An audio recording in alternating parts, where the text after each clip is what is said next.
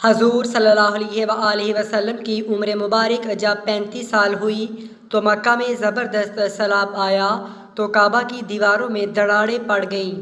آپ اس کی مرمت کے لیے دیواروں کو جب گرایا گیا تو ایک دیوار میں ایک خط ملا جو سریانی زبان میں تھا۔ ایک یہودی کو پکڑ کر لایا گیا جو یہ زبان پڑھ سکتا تھا۔ خط میں جو لکھا تھا پورے مکہ کے ہوش اڑ گئے یہ سن کر کہ بسم اللہ الرحمن الرحیم۔ ایک مرتبہ کوئی عورت کعبہ کو دھونی دے رہی تھی کہ اس آگ میں ایک چنگاڑی اڑ کر کعبہ کے پردوں تک پہنچ گئی۔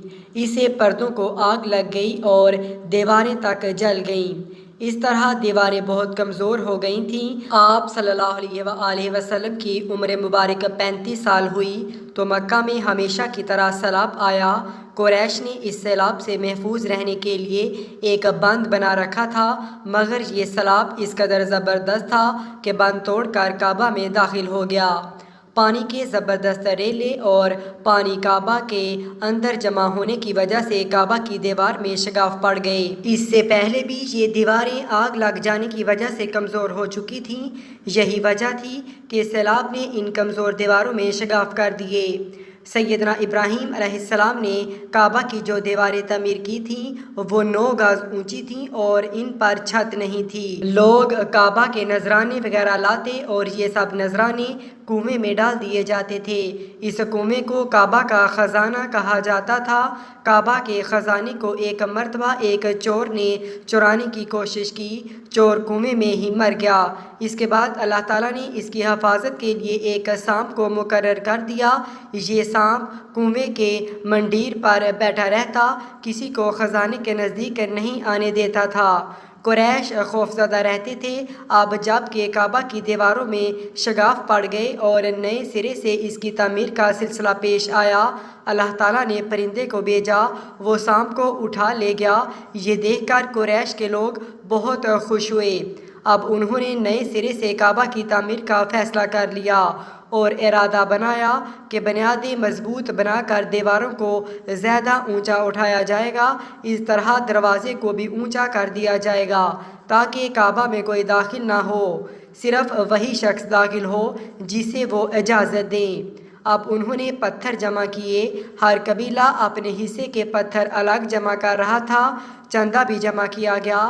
چندے میں انہوں نے ناپاک کمائی نہیں دی، مثلاً طوائفوں کی آمدنی، سود کی کمائی، دوسروں کا مال غصب کر کے حاصل کی گئی دولت چندے میں نہیں دی، صرف پاک کمائی دی۔ جو لوگ پتھر اکٹھا کر رہے تھے تو ان کے ساتھ نبی صلی اللہ علیہ وآلہ وسلم بھی پتھر ڈھونڈنے میں شریک تھے۔ آپ صلی اللہ علیہ وآلہ وسلم پتھر اپنی گردن پر رکھ کر لا رہے تھے۔ تعمیر شروع کرنے سے پہلے قریش کے لوگوں نے خوف محسوس کیا کہ دیواریں گرانے سے کہیں ان پر کوئی مصیبت نازل نہ ہو جائے۔ آخر ایک سردار ولید بن مغیرہ نے کہا، کعبہ کی دیواریں گرانے سے تمہارا ارادہ اصلاح اور مرمت کا ہے، اس کو خراب کرنے کا نہیں۔ جواب میں لوگوں نے کہا، ظاہر ہے ہم تو مرمت اور اصلاح چاہتے ہیں۔ یہ سن کر ولید نے کہا، تب پھر سمجھ لو کہ اللہ تعالیٰ اصلاح کرنے والوں کو برباد نہیں کرتا۔ پھر ولید نے ہی دیوار گرانے کے کام کی ابتدا کی، لیکن اس نے ابھی صرف ایک ہی حصہ گرایا تھا کہ معلوم ہو جائے کہ ان پر کوئی تباہی تو نہیں آتی۔ جب وہ رات خیریت سے گزر گئی تو دوسرے دن سب لوگ اس کے ساتھ شریک ہو گئے اور پوری عمارت گرا دی، یہاں تک کہ ان کی بنیاد تک پہنچ گئے۔ یہ بنیاد حضرت ابراہیم علیہ السلام کے ہاتھ کی رکھی ہوئی۔ حضرت ابراہیم علیہ السلام نے بنیادوں میں سبز رنگ کے پتھر رکھے تھے۔ یہ پتھر اونٹ کی کوہان کی طرح کے تھے اور ایک دوسرے سے جڑے ہوئے تھے۔ ان لوگوں کے لیے ان کو توڑنا بہت مشکل ثابت ہوا۔ دائیں کونے کے نیچے سے قریش کو ایک تحریر ملی۔ وہ تحریر سریانی زبان میں لکھی تھی۔ انہیں سریانی زبان نہیں آتی تھی۔ آخر ایک یہودی کو تلاش کر کے لایا گیا، اس نے وہ تحریر پڑھ کر انہیں سنائی۔ میں اللہ مکہ کا مالک جس کو میں نے اس دن پیدا کیا، اور میں نے آسمانوں اور زمینوں کو پیدا جس دن میں نے سورج اور چاند بنائے۔ میں نے ان کو یعنی مکہ کو 7 فرشتوں کے ذریعے گھیر دیا ہے۔ اس کی عظمت اس وقت ختم نہیں ہوگی جب تک اس کی دونوں طرف پہاڑ موجود ہیں، اور ان پہاڑوں کے سردار ایک توابی کا 20 پہاڑ ہے جو کہ صفا پہاڑی کے سامنے ہے، اور دوسرا کعان پہاڑ ہے جو مکہ کے قریب ہے جس کا رخ ابو قبیس پہاڑ کی طرف ہے۔ یہ شہر اپنے باشندوں کے لیے پانی اور دودھ کے لحاظ سے بہت بابرکت اور نفع والا ہے۔ دوسری تحریر مقام ابراہیم سے ملی، اس میں لکھا تھا کہ مکہ اللہ تعالیٰ کا محترم اور معزز شہر ہے۔ اس کا رزق 3 راستوں سے اس میں آتا ہے۔ یہاں 3 راستوں سے مراد قریش کے 3 تجارتی راستے ہیں، ان راستوں سے کافی آتے جاتے ہیں۔ تیسری تحریر اس سے کچھ فاصلے پر ملی، اس میں لکھا تھا جو بلائی بوئے گا لوگ اس پر شک کریں گے، یعنی اس جیسا بننے کی کوشش کریں گے، اور جو شخص رسوائی بوئے گا وہ رسوائی اور ندامت پائے گا۔ تم برائیاں کر کے بلائی کی آس لگاتے ہو، یہ ایسا ہی ہے جیسا کیکر یعنی کانٹے دار درخت میں کوئی انگور تلاش کرے۔ یہ تحریر کعبہ کے اندر پتھر پر کھودی ہوئی ملی۔ کعبہ کی تعمیر کے سلسلے میں قریش کو پتھروں کے علاوہ لکڑی کی بھی ضرورت تھی، چھت اور دیواروں میں لکڑی کی ضرورت تھی۔ لکڑی کا مسئلہ اس طرح حل ہوا کہ ایک جہاز عرب کے ساحل سے آ کر ٹکرا گیا۔ آج اس مقام کو جدہ کا ساحل کہا جاتا ہے، پہلے مکہ کا ساحل کہلاتا تھا، اس لیے مکہ کا قریب ترین ساحل یہی تھا۔ ساحل سے ٹکرا کر جہاز ٹوٹ گیا۔ وہ جہاز کسی رومی تاجر کا تھا۔ اس جہاز میں شاہ روم کے لیے سنگ مرمر، لکڑی اور لوہے کا سامان لے جایا جا رہا تھا۔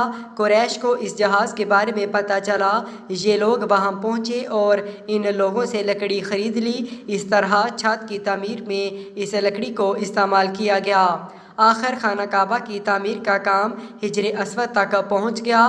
اب یہاں ایک نیا مسئلہ پیدا ہو گیا۔ سوال یہ پیدا ہوا کہ حجر اسود کو کون اٹھا کر اس جگہ پر رکھے گا؟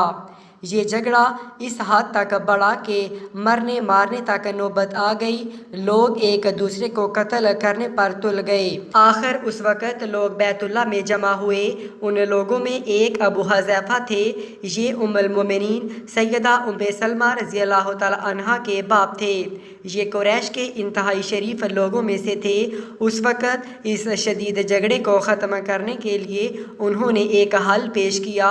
انہوں نے سب سے کہا، اے قریش کے لوگوں، اپنا جھگڑا ختم کر کے تم یوں کرو کہ حرم کے دروازے سے جو شخص سب سے پہلے داخل ہوگا اس سے فیصلہ کرا لو، وہ تمہارے درمیان جو فیصلہ کرے وہ سب اس کو مان لیں۔ یہ تجاویز سب نے مان لی۔ اللہ کی قدرت کے اس دروازے سے سب سے پہلے حضور صلی اللہ علیہ وآلہ وسلم تشریف لائے۔ قریش نے جیسے ہی آپ صلی اللہ علیہ وآلہ وسلم کو دیکھا تو پکار اٹھے، یہ تو امین ہیں، ہم ان پر راضی ہیں۔ پھر ان لوگوں نے اپنے جھگڑوں کی تفصیل آپ صلی اللہ علیہ وآلہ وسلم کو سنائی۔ ساری تفصیل سن کر آپ صلی اللہ علیہ وآلہ وسلم نے فرمایا، ایک چادر لے آؤ۔ وہ لوگ چادر لے آئے۔ آپ صلی اللہ علیہ وآلہ وسلم نے اس کو بچھایا اور اپنی دست مبارک سے حجر اسود کو اٹھا کر اس چادر میں رکھ دیا۔ اس کے بعد آپ صلی اللہ علیہ وآلہ وسلم نے ارشاد فرمایا کہ ہر قبیلے کے لوگ اس چادر کا ایک کنارہ پکڑ لیں، پھر سب لوگ مل کر اس کو اٹھائیں۔ انہوں نے ایسا ہی کیا۔ چادر کو اٹھائے ہوئے اس مقام تک آ گئے جہاں حجر اسود کو رکھنا تھا۔ پھر اس کے بعد نبی پاک صلی اللہ علیہ وآلہ وسلم نے حجر اسود کو اٹھا کر اس کی جگہ رکھنا چاہا، لیکن عین اس وقت ایک نجدی شخص آگے بڑھا اور تیز آواز میں بولا، بڑے تعجب کی بات ہے کہ آپ لوگوں نے ایک کم عمر نوجوان کو ایسا رہنما بنا لیا، اس کی عزت افزائی میں لگ گئے ہو۔ یاد رکھو یہ شخص سب کو گروہوں میں تقسیم کر دے گا، تم لوگوں کو پارا پارا کر دے گا۔ قریب تھا کہ لوگوں میں اس کی باتوں کی وجہ سے ایک بار پھر جھگڑا ہو جائے، لیکن پھر خود ہی انہوں نے محسوس کر لیا کہ حضور پاک صلی اللہ علیہ وآلہ وسلم نے جو فیصلہ کیا ہے وہ لڑانے والا نہیں، لڑائی ختم کرنے والا ہے۔ چنانچہ حجر اسود کو نبی پاک صلی اللہ علیہ وآلہ وسلم نے اپنے مبارک ہاتھوں سے اوپر رکھ دیا۔ جب کعبہ کی تعمیر مکمل ہو گئی تو قریش نے اپنے بتوں کو پھر سے اس میں سجا دیا۔ کعبہ کی یہ تعمیر جو قریش نے کی تھی چوتھی تعمیر تھی۔ سب سے پہلے کعبہ کو فرشتوں نے بنایا تھا۔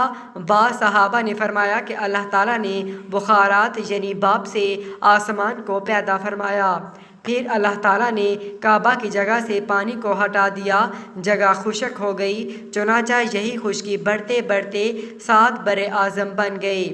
جب زمین ظاہر ہو گئی تو اس پر پہاڑ قائم کیے گئے۔ زمین پر سب سے پہلا پہاڑ ابو قبیس ہے۔ پھر اللہ تعالیٰ نے فرشتوں کو حکم دیا، فرمایا زمین پر میرے نام کا ایک گھر بناؤ تاکہ آدم کی اولاد اس گھر کے ذریعے میری پناہ مانگے۔ انسان اس گھر کا طواف کرے جس طرح تم نے میرے عرش کے گرد طواف کیا ہے تاکہ میں ان سے راضی ہو جاؤں۔ فرشتوں نے حکم کی تعمیل کی۔ پھر حضرت آدم علیہ السلام نے خانہ کعبہ کی تعمیر شروع کی۔ اس کے بعد حضرت ابراہیم علیہ السلام نے کعبہ کی تعمیر کی۔ اس طرح قریش کے ہاتھوں پر یہ کعبہ کی چوتھی تعمیر تھی۔ اللہ پاک ہمیں بہتر عمل کرنے کی توفیق عطا فرمائے اور ہمیں نیکوکاروں میں شامل کرے، آمین۔ ناظرین، کمنٹ باکس میں اللہ تعالیٰ کے 99 ناموں میں سے ایک نام ضرور ٹائپ کریں۔ شکریہ۔